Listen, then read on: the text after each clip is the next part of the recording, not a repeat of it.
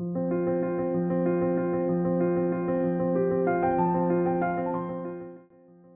heart, a barren, windswept plain, where love has never sung her reign. A landscape stark, devoid of bloom, lost in a perpetual, silent gloom. I see the couples, hand in hand, and feel a chill I understand. For in this breast, no fire burns bright, no guiding star to pierce the night. Perhaps I'm flawed, a broken string, incapable of love's sweet ring. Perhaps a seed was never sown, and I am destined to be alone. Yet, something stirs within my soul, a whisper urging self-control. A tiny spark, a fragile plea, to wait for what might yet be me. So I will wait, though winters blow, and patiently I'll watch things grow. Perhaps one day, a gentle hand will cultivate this barren land. And love, long dormant, will arise, reflected in my longing eyes. Until that dawn, I hold the line, and nurture hope within my shrine.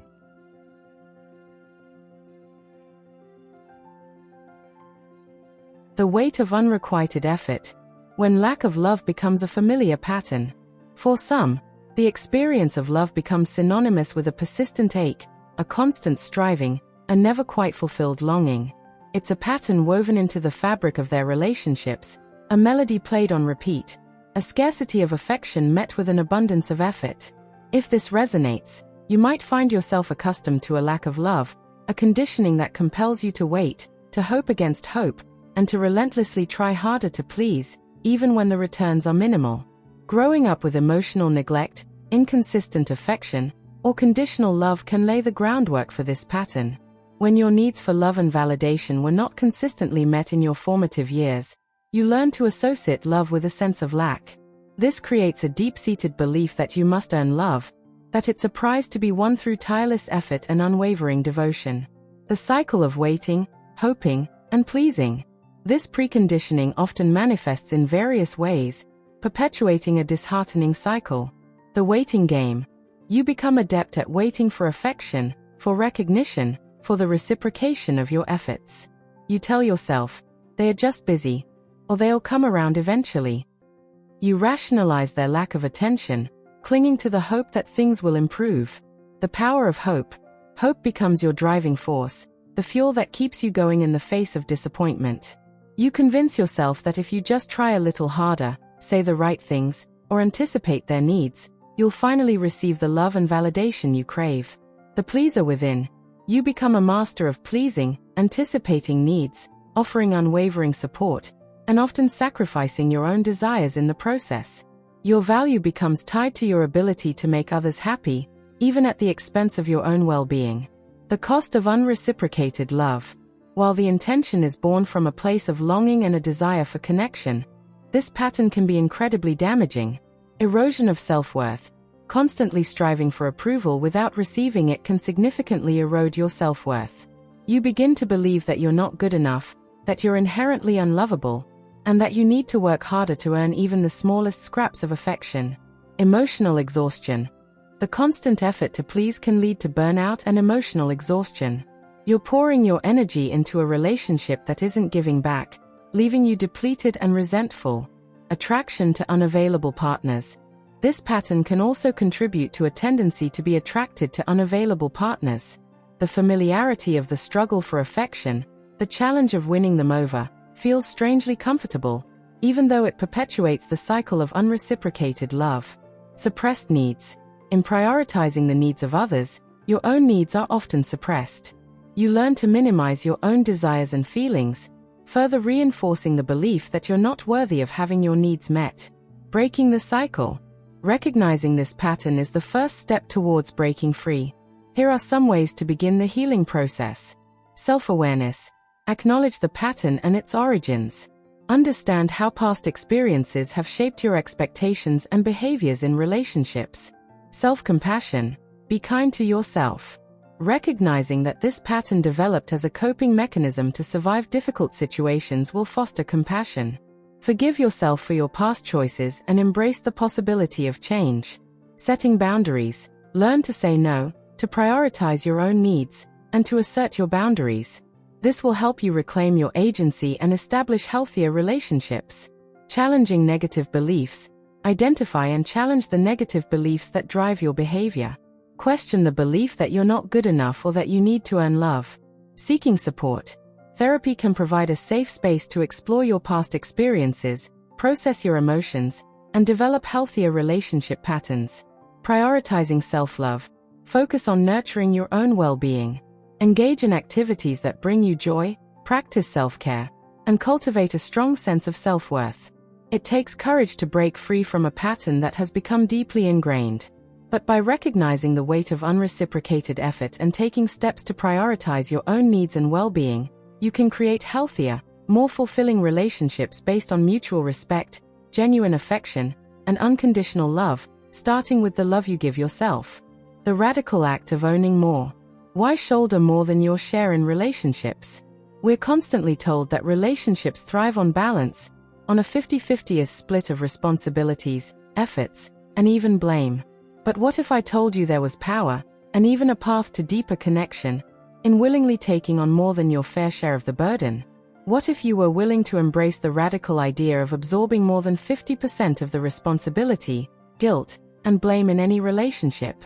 For many, this sounds counterintuitive, even reckless. Aren't you just becoming a doormat? Enabling bad behavior? The short answer is, not necessarily. The key lies in understanding the why behind this approach and executing it with intention and awareness. It's not about being a martyr, it's about taking responsibility. This isn't about self-flagellation or absorbing toxicity. It's about a conscious decision to focus on your own actions and reactions within the relationship. Instead of pointing fingers and engaging in the blame game, you proactively examine your role in the dynamic, shifting the focus to controllables. You can't control another person's behavior, but you can control your own. By taking responsibility for your contributions to the situation, you empower yourself to make changes and break unproductive patterns. Breaking the cycle of blame. Blame is a destructive force. It creates defensiveness, breeds resentment, and ultimately hinders communication. By refusing to participate in the cycle, you create space for more constructive dialogue. Promoting empathy and understanding. Stepping into the other person's shoes, even if they are in the wrong, allows you to understand their perspective and motivations. This doesn't excuse their behavior, but it fosters empathy and can lead to more effective communication. The practical application. Walking the tightrope. This approach isn't a free pass for abuse or manipulation. It requires careful navigation and constant self-reflection. Here's how to make it work. Identify your contribution. Even in situations where you feel wronged, honestly assess your role. Did you communicate your needs effectively? Did you contribute to the misunderstanding in any way? Focus on your actions, not their intentions. Instead of accusing someone of intentional harm, focus on the impact of their actions. When you say X, it makes me feel Y is far more productive than you deliberately tried to hurt me. Set boundaries, firmly and respectfully. Taking responsibility doesn't mean accepting unacceptable behavior. It means clearly communicating your boundaries and consequences for crossing them. This is crucial for protecting your well-being and maintaining a healthy relationship. Be mindful of enabling. Avoid covering for someone's mistakes or consistently taking on their responsibilities. This can create a dynamic where they don't learn or grow. Know when to walk away. If the relationship is consistently unhealthy and the other person is unwilling to take any responsibility for their actions, even after you've attempted to communicate effectively and set boundaries, it may be time to reevaluate the relationship entirely. The potential rewards. Deeper connection and personal growth. While it requires vulnerability and courage, this approach can unlock profound benefits. Strengthened relationships. By creating a space for open communication and mutual understanding, you can foster deeper connection and intimacy. Increased self-awareness. The act of examining your own actions and reactions leads to greater self-awareness and emotional intelligence. Personal growth. Taking responsibility empowers you to break negative patterns and become a more compassionate and resilient person. Reduced conflict. By diffusing blame and focusing on solutions, you can significantly reduce conflict and create a more harmonious environment. A powerful tool, not a universal solution. Willingly taking on more than 50% of the responsibility, guilt, and blame in a relationship is a powerful tool, but it's not a one-size-fits-all solution. It requires self-awareness, strong boundaries, and a willingness to be vulnerable. However, when applied with intention and wisdom, it can lead to deeper connection, personal growth, and ultimately, healthier, more fulfilling relationships. It's a radical act of ownership that can transform not only your relationships, but also yourself. The invisible price tag. When you believe happiness must be earned, do you find yourself constantly striving, pushing, and reaching for a goal you never quite seem to attain? Do you catch glimpses of joy only to quickly dismiss them, feeling like you haven't truly earned the right to bask in them? You might be caught in a cycle fueled by low self-esteem and a deep-seated belief that happiness is a reward reserved for those who have proven their worth. This feeling, that you must earn the right to be happy, is a pervasive and often insidious form of self-sabotage. It's like walking through life with an invisible price tag attached to every positive experience. You see others enjoying simple pleasures, but you tell yourself, "I can't relax yet, I haven't done enough." This mindset stems from a core belief, often buried deep beneath layers of learned behaviors and past experiences, that you are inherently unworthy of happiness. This belief might be rooted in childhood experiences, past failures, or societal pressures that have conditioned you to equate worthiness with achievement. The consequences of the earned happiness trap. Living with this belief can be incredibly damaging. It can lead to perfectionism. You set impossibly high standards for yourself, constantly striving for perfection to finally feel worthy of happiness. Burnout. The relentless pressure to achieve can lead to exhaustion, both mental and physical. Guilt and shame. Even when you do achieve something, you might experience guilt or shame, questioning whether you really deserve the recognition or reward. Anxiety and depression. The constant feeling of inadequacy and the fear of failing to earn your happiness can contribute to anxiety and depression. Difficulty enjoying the present. You're always focused on what you need to do to earn happiness, preventing you from appreciating the simple moments of joy in the present. Damaged relationships. Your low self-esteem and constant need for validation can strain relationships with loved ones. Breaking free from the cycle. The good news is that you can break free from this cycle. It requires conscious effort, self-compassion, and a willingness to challenge your ingrained beliefs. Here are some steps you can take. Acknowledge the belief. The first step is recognizing that you hold this belief. Pay attention to your thoughts and feelings when you experience success or pleasure. Do you feel a sense of deserving, or do you immediately start thinking about what you need to do next? Challenge the belief. Ask yourself, where did this belief come from? Is it truly based on reality, or is it a distorted perception of yourself and your worth? Practice self-compassion. Treat yourself with the same kindness and understanding you would offer a friend. Acknowledge your struggles and celebrate your small victories. Focus on self-care. Prioritize activities that nourish your mind, body, and soul. Engaging in activities you enjoy simply for the sake of enjoyment can help you break the pattern of associating worth with achievement. Seek professional help. A therapist can provide a safe and supportive space to explore the root of your low self-esteem and develop healthier coping mechanisms. You are worthy. Now, the most important thing to remember is that you are worthy of happiness simply because you exist. You don't need to jump through hoops or achieve impossible goals to deserve joy, love, and fulfillment. Your worth is inherent, and it's time to embrace it. Start small. Allow yourself to enjoy a cup of coffee, a walk in nature, or a conversation with a friend without the feeling that you need to earn it. With practice and self-compassion, you can rewrite the narrative and create a life where happiness is not a reward, but a birthright. The help that hurts. When a need for control masks itself as care. We all want to feel safe and secure. For some, that longing stems from a childhood where stability was a rare commodity.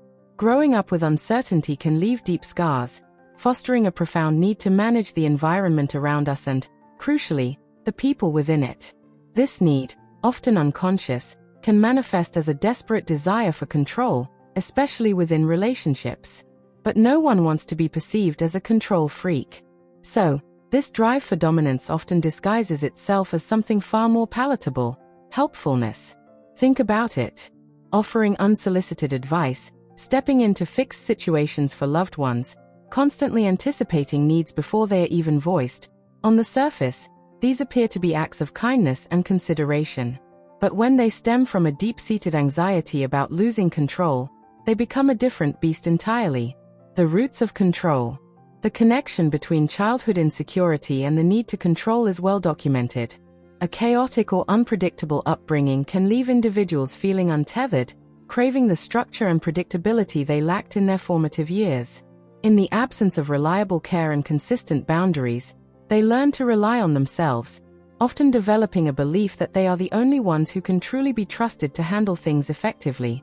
This translates into adulthood as a tendency to micromanage partners and orchestrate relationships. The fear of abandonment, betrayal, or simply things falling apart fuels the desire to be in charge.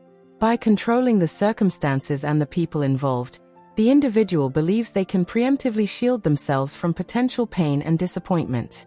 The mask of helpfulness. Here's where the helpful facade comes in. Offering to handle finances, making decisions for your partner without consulting them, constantly offering solutions to their problems, even when they haven't asked for them. These seemingly benevolent actions can be driven by a desire to maintain dominance. Financial control. Let me handle the budget, you're so busy. Could be genuinely helpful, or it could be a way to control spending and ensure your partner is dependent on you. Decision-making dominance. I already made reservations for dinner because I know you're tired. Appears thoughtful, but might be a way to dictate the evening and avoid your partner's preferences. Problem-solving overload. I know how to fix that for you. Just let me take care of it. Sounds supportive, but it robs your partner of the opportunity to learn and grow, reinforcing their perceived inadequacy. The impact on relationships. While the intention might be to protect the relationship, these control tactics often have the opposite effect. Over time, the constant barrage of unsolicited help can leave the partner feeling suffocated. The lack of autonomy and space can lead to resentment and a feeling of being trapped. Inadequate. Constantly being told how to do things, or having things done for them, erodes self-esteem and confidence. Unheard. When decisions are consistently made without their input, they feel their opinions and needs are disregarded. Eventually, the relationship can become unbalanced, with one partner feeling perpetually infantilized while the other feels constantly burdened and responsible. Breaking the cycle. Recognizing this pattern is the first crucial step towards breaking free from it. Here are some strategies to consider. Self-reflection. Honestly examine your motivations. Are you truly being helpful, or are you trying to manage your own anxieties by controlling the situation? Seek therapy. A therapist can help you explore your childhood experiences and develop healthier coping mechanisms for dealing with insecurity. Practice mindfulness. Pay attention to your urges to control and step back before acting. Ask yourself, is this truly helpful, or is it about my own needs? Communicate openly. Talk to your partner about how your actions might be affecting them. Listen to their concerns and be willing to make changes. Empower, don't enable. Instead of doing things for your partner, offer support and guidance while allowing them to take the lead. Embrace vulnerability. Trusting others is scary, but it's essential for building healthy, equitable relationships. Breaking free from the pattern of controlling behavior is a challenging but rewarding journey. By understanding the root of the problem and actively working to change your behavior, you can build stronger, more fulfilling relationships based on mutual respect, trust, and genuine care, not disguised control. Remember, true help empowers, while control ultimately suffocates. The dream versus reality. When your relationship becomes a movie in your mind. We all enter relationships with expectations. We envision picnics in the park, cozy nights in, and a partner who understands us implicitly. That initial spark ignites a flame of hope, painting a vivid picture of a future filled with love, laughter, and unwavering support. But what happens when this beautifully imagined future clashes with the sometimes messy, complicated reality of the present? Often, we find ourselves more attached to the idea of the relationship than the actual relationship itself. We become more invested in the potential than the present, clinging to the dream of how things could be rather than acknowledging the realities of how things are. This discrepancy arises from a natural human desire for connection and fulfillment. We project our hopes, desires, and past experiences onto our partners, creating a narrative that aligns with our yearning for the perfect love story. We might focus on the good moments, downplaying or ignoring the red flags, inconsistencies, or unmet needs that begin to surface. Why do we do this? Because confronting the truth can be painful. Admitting that the relationship isn't living up to our idealized version can feel like a failure, a loss of hope, or a betrayal of the initial promise. It's easier to stay immersed in the dream, tinkering with the narrative in our minds, than to confront the discomfort of reality. However, living in this dream state can be detrimental in the long run. It can lead to unrealistic expectations. Holding on to a dream of perfection sets an impossible standard for your partner and yourself. No one can consistently live up to an idealized image, and the resulting disappointment can breed resentment and frustration. Ignoring underlying issues. When we're focused on the potential, we often overlook the actual problems within the relationship. Ignoring repeated patterns of behavior, communication breakdowns, or fundamental incompatibilities can lead to unresolved conflict and festering resentment. Neglecting your own needs. Prioritizing the dream over reality can lead to self-sacrifice and the neglect of your own needs and boundaries. You might compromise your values, ignore your gut feelings, or stay in a relationship that is fundamentally unhealthy for you. Preventing authentic connection. True intimacy stems from vulnerability and honesty. When we're hiding behind a facade of perfection, we prevent ourselves and our partners from experiencing genuine connection and acceptance. So, how do we bridge the gap between dream and reality? Self-reflection. Honest self-reflection is crucial. Ask yourself, are you truly happy in this relationship? Are your needs being met? Are you accepting your partner as they are, not as you wish they would be? Open communication. Talk openly and honestly with your partner about your expectations, needs, and concerns. Listen actively to their perspective, even if it's difficult to hear. Acceptance. Accept your partner for who they are, flaws and all. Recognize that no one is perfect, and that a healthy relationship involves compromise and understanding. Focus on the present. Shift your focus from the dream of the future to the reality of the present moment. Appreciate the good moments, but also address the challenges head-on. Set realistic expectations. Adjust your expectations to align with reality. A healthy relationship is not about perfection, but about growth, communication, and mutual respect. A fulfilling relationship is not about chasing a perfect dream, but about embracing the imperfect reality with open eyes and an open heart. By grounding ourselves in the present, communicating honestly, and accepting our partners for who they are, we can build a relationship that is both authentic and enduring. Addicted to love and pain. It is not uncommon for individuals to find themselves in a pattern of relationships that are marked by emotional pain and turmoil. While it may be easy to dismiss this pattern as a mere coincidence or a result of poor choices, there may be a deeper underlying issue at play. Addiction. According to Stanton Peele, author of Love and Addiction, an addictive experience is one which absorbs a person's consciousness and relieves their sense of anxiety and pain. In this article, we will explore the concept of being addicted to men and emotional pain, and what it means for those who find themselves trapped in this cycle. First, it is important to understand that addiction is not limited to substances such as drugs or alcohol. People can also become addicted to experiences, behaviors, and even relationships. When it comes to being addicted to men and emotional pain, the addiction lies in the thrill and excitement that comes with the pursuit and conquest of a romantic interest, as well as the relief of anxiety and pain that is experienced during the intense emotional moments that often accompany these relationships. It is also important to note that this addiction is not a choice, but rather a result of underlying emotional and psychological issues. These issues may include past traumas, low self-esteem, or a lack of self-worth. The addiction serves as a coping mechanism for these underlying issues, providing a temporary escape from the pain and anxiety that they cause. One of the key characteristics of addiction is the inability to stop, despite the negative consequences.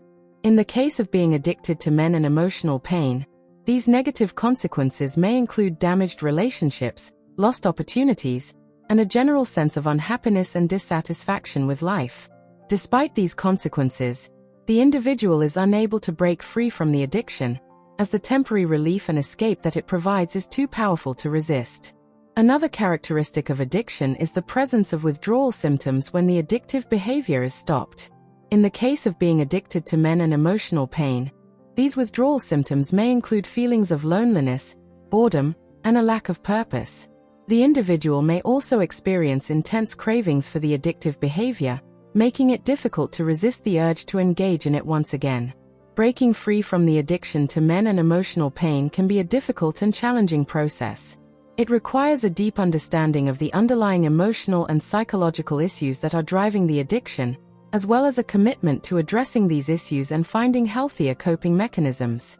This may involve therapy, support groups, or other forms of treatment and support. Being addicted to men and emotional pain is a very real and serious issue that can have a profound impact on an individual's life. It is not a choice, but rather a result of underlying emotional and psychological issues. Breaking free from this addiction requires a deep understanding of these issues, as well as a commitment to addressing them and finding healthier coping mechanisms. With the right support and treatment, it is possible to break free from this addiction and lead a happier, healthier life. End of chapter 2.